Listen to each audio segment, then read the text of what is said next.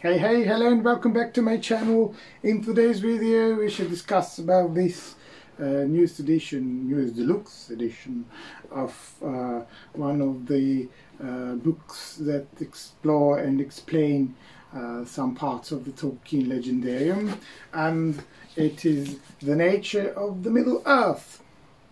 So, in order not to be idle, I should begin with the evaluation of this newest book.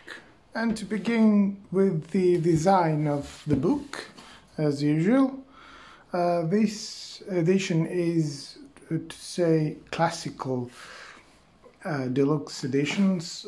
It looks like all previous deluxe editions before the Unfinished Tales and the Silmarillion, the last two editions, and it's the cover is in this dark purple hue, as we may see, and as the most Tolkien collectors will notice, the hue is quite similar of the hue of the edition of the Beowulf. Yet, as we may see here, the nature of Middle Earth is a bit of a darker purple hue than the Beowulf is, and of course the engraving is different. And here on the nature of the Middle Earth, we may see on the cover the tree of Amalion. Amalion is the common name of the tree which Tolkien used regularly on his drawings. And we may see it here on this edition of the Poems and Stories, and as well on the cover of this edition, Tree and Leaf. Of course, there is a ribbon bookmark, which is of the same hue as the cover is. And on the opening, we may see at once the major theme of the book, those calculations of the years and the reckoning, different reckonings. And on the opening there is a large poster of Ted Naismith illustration of the lights of Valinor from the Western Sea, which is on a regular edition, on the cover of the regular edition. And here we may see that the editor is Carl Hostenter. Carl Hostenter is NASA computing scientist and Tolkien scholar, particularly a key figure of the Elvish Linguistic Fellowship, as we may see on Tolkien Gateway.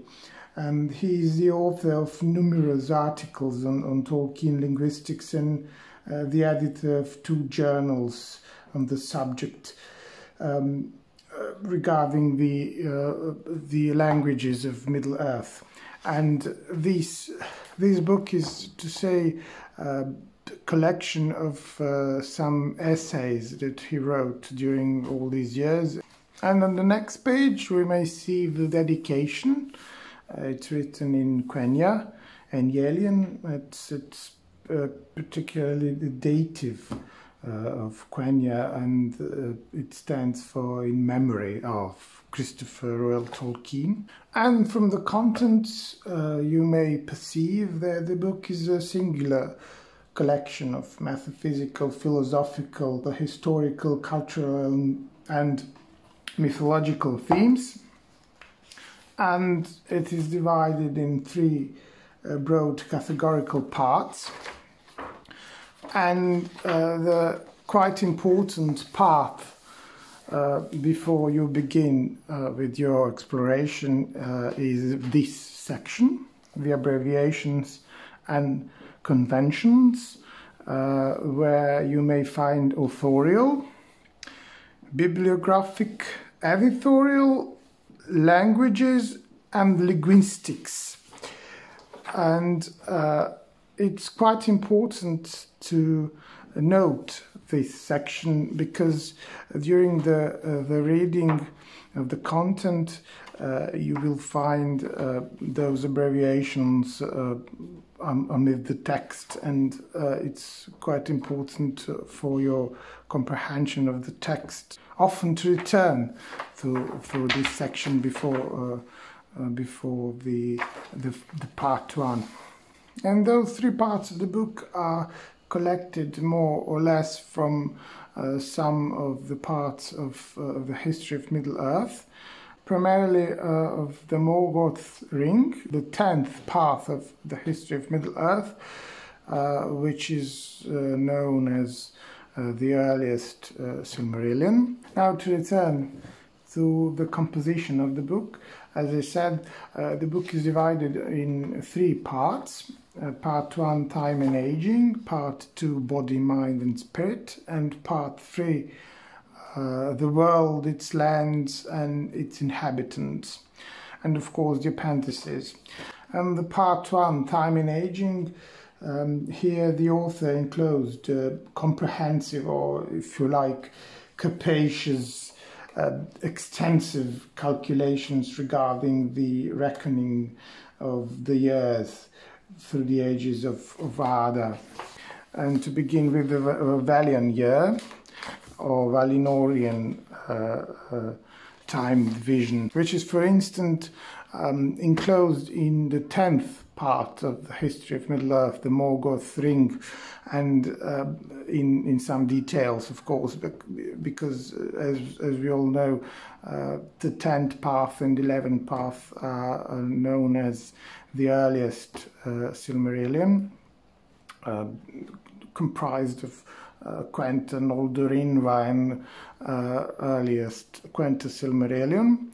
And these data are enclosed in some of those chapters, and here revised, and as I said, revised in an extenso way, because as you may see here, the division is quite meticulous way enclosed here among these pages, as well the time in Ada, then natural youth and growth of the Quendi, and we may see here the comparison between elf years and mortal years on the left and on the right side, and the tale of years, or the annals of Beleriand and Aman.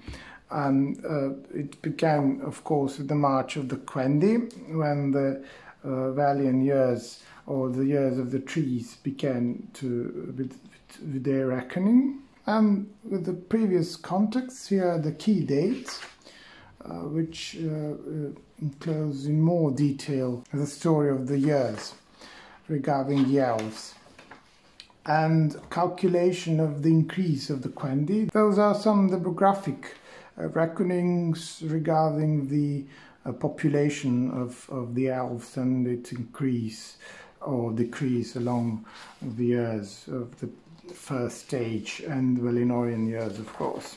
And in the next section you will find a generational scheme where complex and minute and meticulous data are enclosed along with never-ending lies, I would say. But there are people who are quite interested in such details and such data, so one might not declare that this data is idle, because for somebody it will be much useful. And on the next 20 to 30 pages you will list those tables. And after that, you should read something about the Elvish Ages and the Numenorean. It's actually a comparison of elves to Numenoreans in their lifespan and in many other characteristics, as we may see here. Again, some complex reckonings are enclosed, along with notes. The Elvish life cycles, of course. Those things are, as I mentioned, enclosed previously in the 10th part of the history of Middle-earth. And as I mentioned, the fragments from the Annals of a Man, the fragments from the Grey Annals, and notes on Elvish time reference. Part 2, the focus of the second part, or the part 2, Body, Mind and Spirit, is to say, as you may see from the title, the body parts of the different races and their characteristics and differences. As we may see from the name, from the titles of the chapters, gender and sex, hands, fingers and numerals, then hair, beard, and of course the description of those characteristics, in particular Gandalf, Legolas, hobbits, Gollum, Black Riders, Shelob, etc. Then some references to Elvish lore, knowledge and memory. Then, after the body parts and their characteristics, the author discussed some religious questions, as we may see here, fate and free will. And it is told here, as well as in certain part of the 10th part of the history of Middle-earth, about the faith of their soul after the Elvish death, and its free will to come to Mundus after summoning, or to stay out of the Arda in Void, where will become quite susceptible to Morgoth and Sauron to mar them. Then again the matter of the law, the knowledge of the Vala and the spirit, and quite interesting chapter, the visible forms of the Vala and Maya. And of course, as I mentioned, Elvish reincarnation.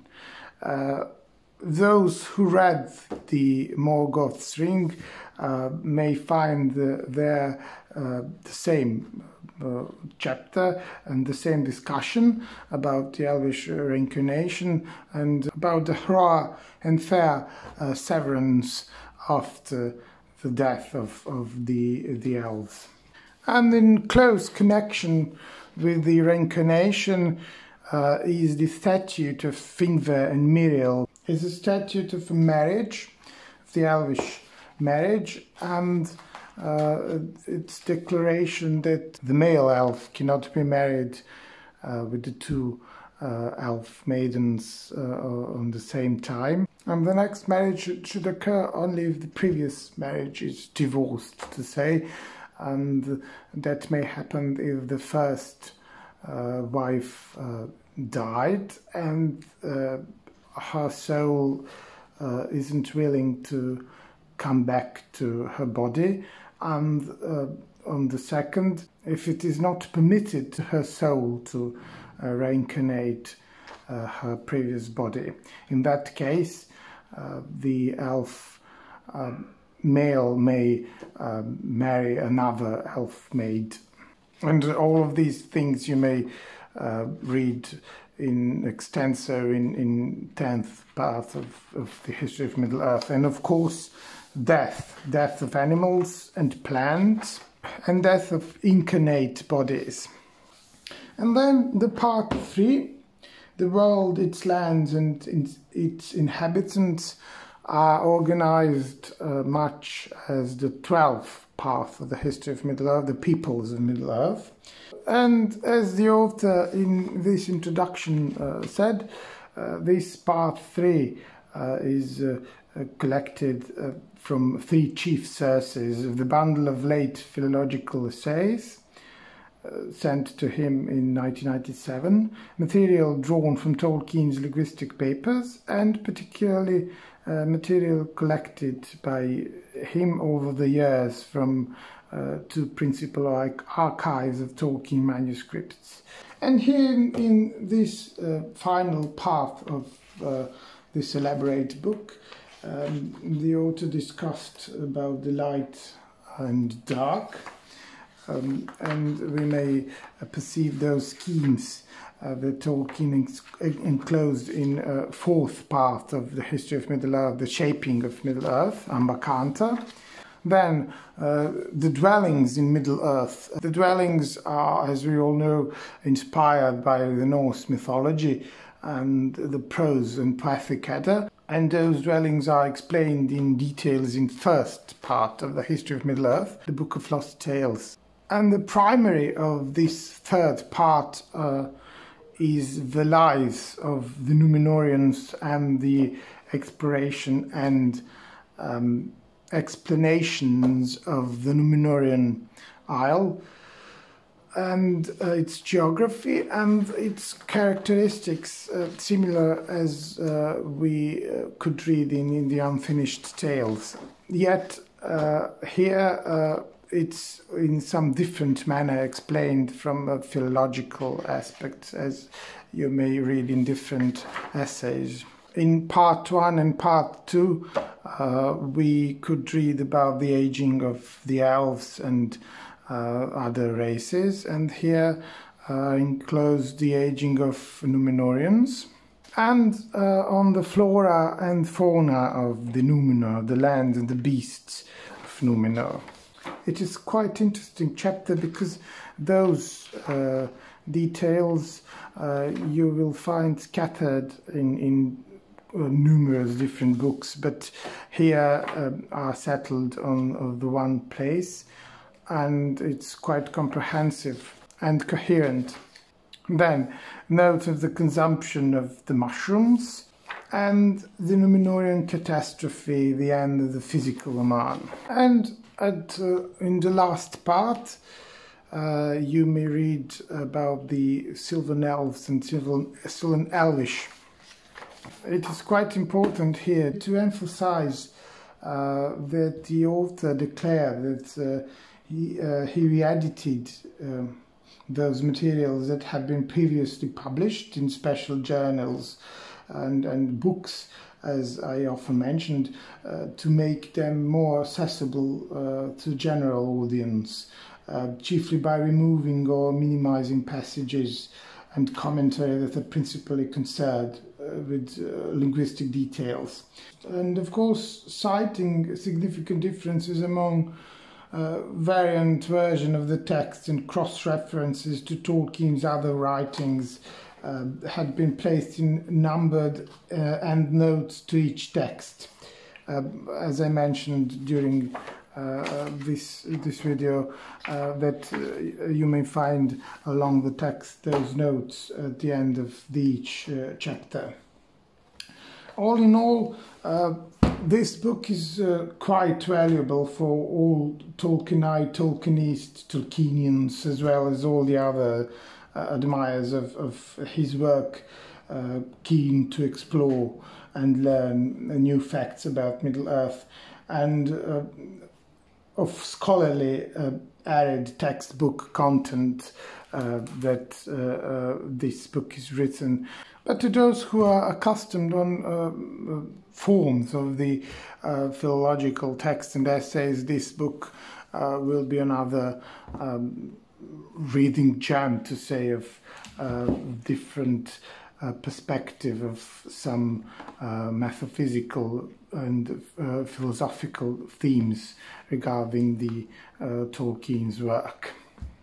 And it's of course my cordial recommendation. And that would be all for this brief review. If you have some questions, you may drop it down in commentaries, and I'm quite willing to answer and all your dilemmas regarding this or any other video. Thank you for your time, for your attention, and to the next video. Goodbye.